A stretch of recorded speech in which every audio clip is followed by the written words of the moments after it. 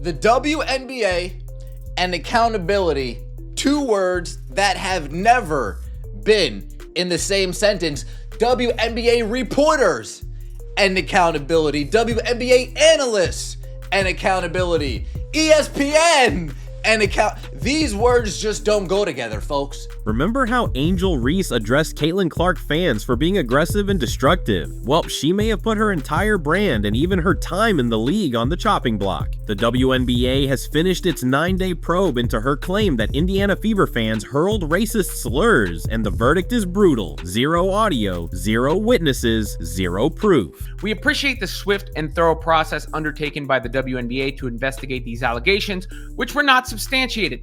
At Gainbridge Fieldhouse, we are committed to providing the best possible basketball experience for players and fans where hate speech has absolutely no place. Indiana is home to the world's greatest fans, and we look forward to an exciting season of Fever basketball. So I do appreciate them following up and clearing the air. However, the air should have never been dirty in the first place. Overnight, the league cleared the crowd, but the fallout landed squarely on Reese and the media voices that echoed her. A viral clip now shows ESPN analyst Chini Ogwumike repeating the rumor on live TV, lending it instant legitimacy before facts ever surfaced. Sponsors track headlines, front offices track headaches, and both are asking the same question. If she'll run with a baseless story, what happens the next time controversy knocks? The league is also taking a big L because there's no apologies to any fans whatsoever on this totally BS statement released by the WNBA. So now the question is, did Angel Reese and her supporters make up this drama to specifically target Caitlin Clark and Fever to cover up a humiliating 35-point beat down on opening day? And how could it go so far that even renowned reporters from ESPN fuel up the allegations without any evidence? Comment down below if you stand with Fever and their fans and believe there should be repercussions for these allegations. So it looked like the Chicago Sky has released a statement pretty much saying, we lied. It began on May 18th, minutes after the final buzzer of Chicago Sky versus Indiana Fever. An anonymous X account posted a 9-second clip, grainy video, roaring crowd, no audible slur. Yet the caption screamed, "Fever fans making monkey noises at Angel Reese on live TV." Then Chicago will maintain the basketball. Reese misses. Within an hour, that post racked up 600K views. Copy and paste accounts spread the claim into Instagram Reels and TikTok Stitch videos, each one adding fresh details that never appeared in the original clip. By sunrise, outrage had snowballed, so hard that mainstream outlets felt compelled to ask for comment, even though none of their own reporters who had been in the building heard a thing. That makes no cameras, no cell phones. So far, no nothing to substantiate the alleged hateful fan comments or fan misconduct or however you want to label it, which makes me question mightily what the investigation is based on.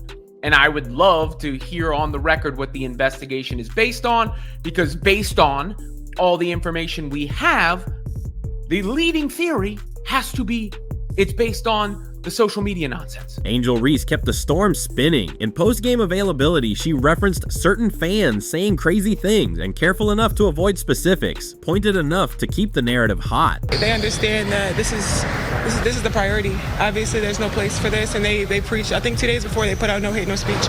And obviously, the women in this league, they know that, and no, there's no space for that. And I believe that every player in this league deserves to be treated with respect. That half sentence became clickbait gold. Blogs framed it as confirmation even while admitting there was still no tape. The WNBA, terrified of being caught flat-footed on a racism headline, issued a late-night release vowing a comprehensive review, instantly legitimizing chatter that so far rested on digital hearsay. We are aware of the allegations and are looking into the matter. The allegations that have been posed by Harry Balls 64 on Twitter, has been posed by Jack Meehoff 59 on Twitter, a bunch of Twitter trolls, a bunch of Chicago Sky trolls that just couldn't handle getting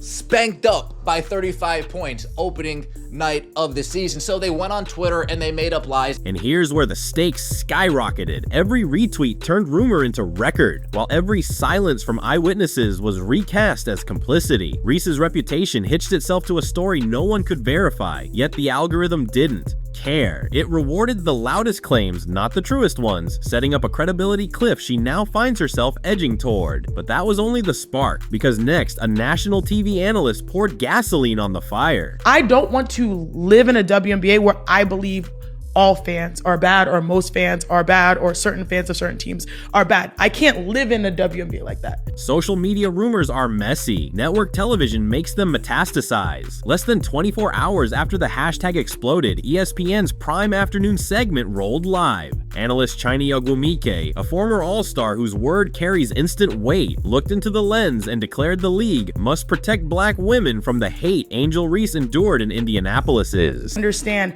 that there is some language from maybe a few bad actors that were caught up in microphones or by the ears of players that were out of bounds, which caused the WNBA to make an investigation. The clip raced across X. One repost, the Najee 4 tweet, cleared 1 million views by dinner. Viewers took her statement as proof that evidence existed somewhere, because surely ESPN wouldn't cite a slur without receipts. Right? Except the control room B-roll they aired was the very same grainy fan video that launched the rumor. No new angle, no enhanced audio, still zero verifiable slur. Chinese on-air conviction gave the story a professional varnish, and sponsors noticed. This story put a stain on the start of the WNBA season. There was no question about it.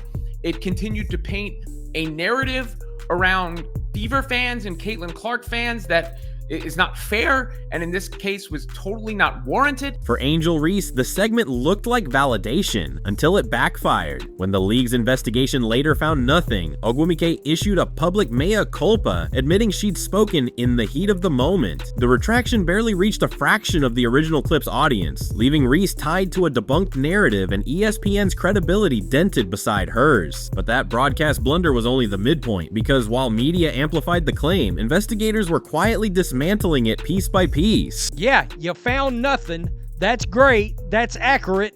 Guess who told you would find nothing? The entire Indiana Fever fan base said you weren't going to find anything. While headlines screamed and hashtags multiplied, the WNBA security unit went full CSI on Gainbridge Fieldhouse. They pulled every camera feed, scoreboard, concourse, courtside POV, sync matched them to the game clock, and laid down an audio fingerprint of all 10,403 fans. Text boosted crowd noise, isolated individual shouts, even ran spectral analysis to flag forbidden slurs. On top of that, they interviewed ushers, concession staff, ball kids, courtside ticket holders, and both teams' bench personnel. Total man hours, 340. Total hard evidence of racist heckling, 0. The loudest phrase they could isolate near Reese was a heckler yelling, "brick," during free throws, hardly a hate crime. WNBA, in case you guys aren't aware, because I understand all of this new public attention is new to you guys, I understand, but investigating the claims, investigating the allegations, investigating made-up lies from Twitter people, that alone substantiates the claims. Investigators traced the viral 9-second clip back to an account created 11 days earlier, featuring no original posts beyond grainy outrage bait. That handle vanished the moment league officials requested the raw upload. By day 9, the league had its verdict, rumor, not reality. Yet the damage tally was very real. 9 news cycles lost, millions of impressions tied to a false narrative, and a rookie star's name glued to the word racism in Google autofill. Any of these players, and we know some did, played into this, let's make sure they're suspended and fined. All right? Let's make sure that they miss some time. Make a statement. But that wasn't the whole story, because clearing the fans didn't automatically clear Angel Reese or her future endorsement deals from the fallout. Angel Reese is more than a power forward. She's a multi-million-dollar marketing blueprint. NIL sponsors followed her from LSU to Chicago, betting on a charismatic rookie who moves merch and TikTok numbers. But corporate risk managers read the same league memo that cleared Fever fans, and the math turned ugly fast. One apparel partner quietly paused a summer capsule drop, asking Reese's Reese's reps for clarification on the investigation's findings. Twitter trolls made up lies. Angel Reese saw an opportunity. Oh, I can latch onto that and keep my name up for a little bit longer.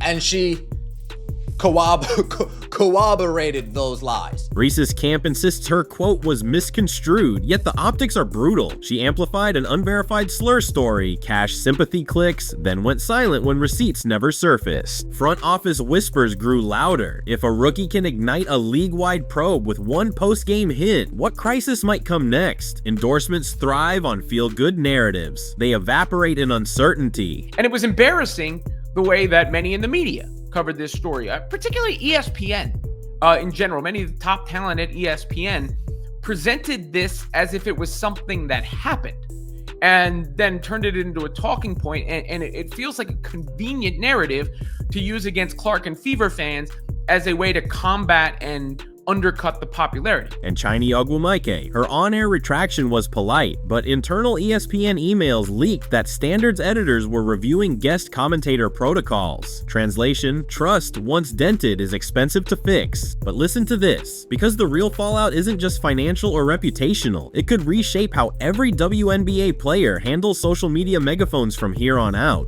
One step further, you actually made Caitlin Clark talk about this investigation, talk about these non-comments being made. That's embarrassing. Furthermore, you parade around Angel Reese to corroborate these claims, to say one thing in one sentence and another thing in another sentence. One false tweet just taught the entire WNBA a taste-sized lesson. In 2025, perception spreads faster than proof, and whoever shouts first can cost everyone later. League execs now whisper about a coming social media conduct code aimed at players, and broadcasters alike. Verify before you amplify, or expect fines bigger than a flagrant 2. Agents are pre-draft briefing rookies to screenshot, source check, and loop PR before hitting post. Even veteran stars like Brianna Stewart reportedly asked the union for workshops on crisis drag and drop, because today's hot take can morph into tomorrow's sponsorship clawback. Fans feel the shift already. Scroll comment sections and you see fewer knee-jerk retweets, more linked to evidence. Replies: trust is the new currency. The crowd will still swarm to drama, but it wants receipts on arrival. That means Angels. Reese's misstep could become every player's cautionary tale. Control the narrative with facts, or watch the narrative control you. And then the talking point immediately becomes this after, instead of what took place on the court. And, you know, again, I don't mind discussing the flagrant foul or the rivalry and all that. I just don't know why it has to be so deep. And I think a statement like that allowed it to be deeper because of the implications of what was alleged.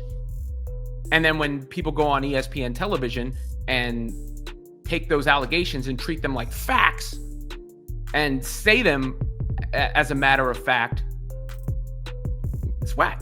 And that brings us to the final takeaway: why this entire saga matters far beyond one cleared fan base and one embattled rookie. Angel Reese's skill set will still sell sneakers, but her brand managers now have a spreadsheet titled Risk Mitigation, and that alone shows how close she skated to the edge. When a player with 7-figure NIL deals repeats an unverified accusation, every stakeholder, league, team, sponsors, even fellow athletes, is forced to spend days cleaning up digital debris instead of celebrating highlights. Executives at 2 of her apparel partners privately confirmed they paused Q3 activation shoots, while their legal teams combed through every tweet that mentioned Reese and the word hoax. One agency source said, "We can't bankroll a personality if reality keeps fact-checking her in public." Chiny Ogwumike's situation offers a mirror image. A respected analyst tightened the rumor loop by broadcasting it on ESPN's global stage, then issued a 30-second mea culpa that reached maybe 1/10 of the original audience. These are Twitter trolls. These are trolls on Twitter that you guys took serious to conduct an investigation, chastising a fan base, singling out a fan base, calling the fan base the worst names possible over Twitter trolls.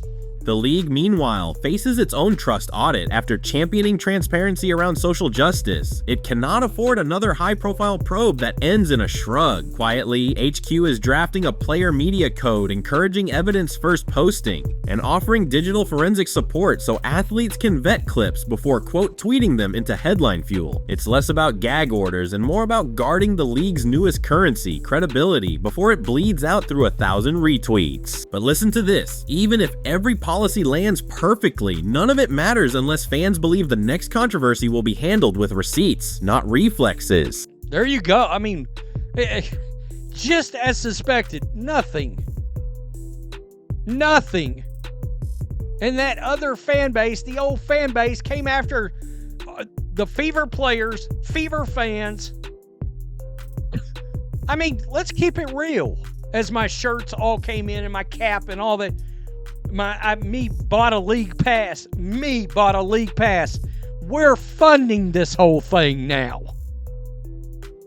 We're funding it. Reese's misstep, Ogwumiki's retraction, and the WNBA's exhaustive yet empty investigation combine into a cautionary parable for an era when virality is faster than replay review. If the goal is a bigger stage for women's basketball, then accuracy has to headline every performance. New viewers arrived this season for Caitlin Clark's logo threes and Aja Wilson's dominance. They did not sign up to watch rumor mills devour 9 news cycles. Survey data shows casual fans drop off after 2 consecutive controversy stories with no payoff. Exactly the kind of churn that strangles momentum and scares away the next broadcast deal. The path forward isn't complicated, just disciplined. Players must treat their timelines like post-game pressers. Speak, but substantiate. Networks need internal speed bumps. 15 extra seconds for a producer to ask, "Can we prove that?" before microphones go live. And the league must practice symmetrical accountability. If it can issue a midnight statement condemning alleged racism, it can issue an equally loud apology when the allegation collapses. Anything less tells paying customers that emotion outranks evidence. And that's a ticket many won't punch twice. So here's the challenge. Let this fiasco raise the collective standard instead of lowering the conversation.